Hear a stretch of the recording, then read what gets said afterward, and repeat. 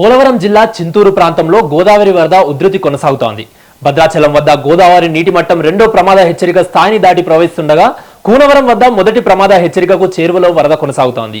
వరద ప్రభావిత ప్రాంతాల్లో జిల్లా కలెక్టర్ దినేష్ కుమార్ పర్యటించి పరిస్థితిని సమీక్షించారు. గోదావరి వరద ప్రవాహం పెరుగుతుండటంతో కూనవరం వద్ద 38 అడుగుల దాటి మొదటి ప్రమాద హెచ్చరికను చేరువలో వరద కొనసాగుతోంది.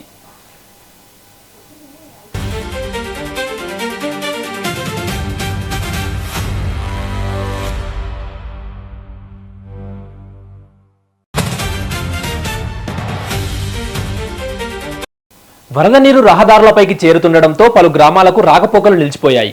కొండరాజుపేట, కాజీపేట వాగు ఉధృతంగా ప్రవహించడంతో సుమారు 12 గ్రామాలకు రాకపోకలు నిలిచిపోయాయి. కూనవరం నుంచి భద్రాచలం వెళ్లే ప్రధాన రహదారిపై మరుమూరు వద్ద వరద నీరు చేరడంతో రాకపోకలకు అంతరాయం ఏర్పడింది. వరద పరిస్థితిని పరిశీలించేందుకు పోలవరం జిల్లా కలెక్టర్ దినేష్ కుమార్ ముంపు గ్రామాల్లో పర్యటించారు. శబరికొత్తగూడెం, కొండరాజుపేట, కూనవరం ప్రాంతాల్లో పర్యటించి వరద ఉధృతిని పరిశీలించారు. అధికార యంత్రాంగం అప్రమత్తంగా ఉందని, వరద పరిస్థితిని ఎప్పటికప్పుడు సమీక్షిస్తున్నామని కలెక్టర్ తెలిపారు. లోతట్టు ప్రాంతాల ప్రజలను ముందస్తుగా పునరావాస కేంద్రాలకు తరలిస్తున్నామని చెప్పారు.